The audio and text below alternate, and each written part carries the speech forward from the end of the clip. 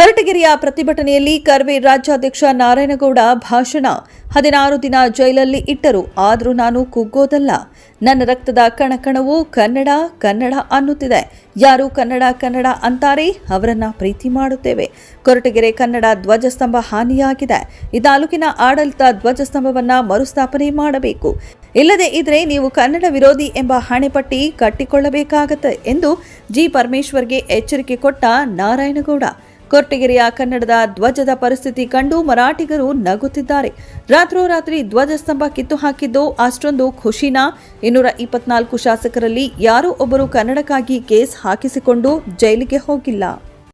ನಾನು ಯಾವುದು ಸರ್ಕಾರದ ಆಸ್ತಿ ಲೂಟಿ ಮಾಡಿ ಹೋಗಲಿಲ್ಲ, ಸರ್ಕಾರದ ಹಣ ನುಂಗಿ ಹೋಗಲಿಲ್ಲ, ಇಲ್ಲ ಅನಾಚಾರ ಅತ್ಯಾಚಾರ ಮಾಡಿ ಜೈಲಿಗೆ ಹೋಗಲಿಲ್ಲ.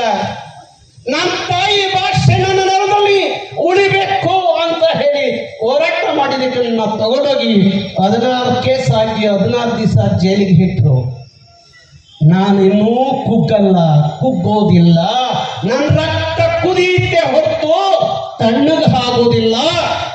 ಕನ್ನಡದ ವಿಚಾರದಲ್ಲಿ ಯಾವತ್ತೂ ತಣ್ಣಗಾಗುವಂತ ರಕ್ತ ಅಲ್ಲ ನಮ್ದು.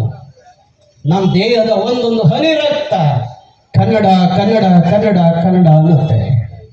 ಅದಕ್ಕಾಗಿ ಹೇಳ್ತಾ ಇದ್ದೀನಿ, ಈ ನೆಲದ ಪುಣ್ಯಾತ್ಮರಿಗೆ ಹೇಳ್ತಾ ಇದ್ದೀನಿ, ಬಿಜೆಪಿ ಸಹಿಸ್ಕೋಬೇಡಿ, ಕಾಂಗ್ರೆಸ್ ಸಹಿಸ್ಕೋಬೇಡಿ, ಜೆಡಿಎಸ್ ಸಹಿಸ್ಕೋಬೇಡಿ, ಆದ್ರೆ ಕನ್ನಡ ಕುತ್ತು ಬಂದಾಗ ಸಹಿಸ್ಕೋಬೇಡಿ. ನೀವು ಸಹಿಸ್ಕೋಬೇಡಿ.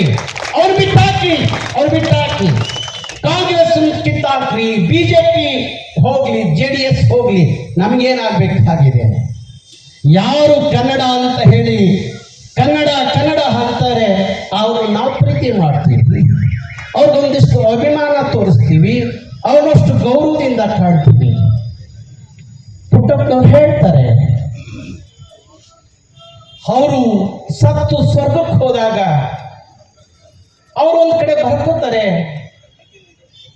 ಸ್ವರ್ಗದ ಬಾಗಿಲಲ್ಲಿ ಹಾಕಿದಂತ ಆಂಗ್ಲ ನಾಮಫಲಕವನ್ನ ನೋಡಿ, ಅಯ್ಯೋ ಈ ಸ್ವರ್ಗವನ್ನ ಆಂಗ್ಲ ನಾಮಫಲಕ ಹಾಳ್ತಾ ಇದೆ, ಇಲ್ಲ ಇಂಥ ಆಂಗ್ಲ ಫಲಕದ ಸ್ವರ್ಗ ನನಗೆ ಬೇಕಾ ಅಂತ ಹೇಳಿ ತಿರುಗಿ ನರಕದ ಬಾಗಿಲು ನೋಡಿದಾಗ ನರಕದ ಬಾಗಿಲಲ್ಲಿ ಮುದ್ದಾದ ಗುಂಡಾದ ಕನ್ನಡವನ್ನು ನೋಡಿದಾಗ ಪುಟ್ಟಪ್ಪನವ್ರು ಹೇಳ್ತಾರೆ, ಕನ್ನಡವಿಲ್ಲದ ಈ ಸ್ವರ್ಗ ನನಗೆ ನರಕ ಸಮಾನ.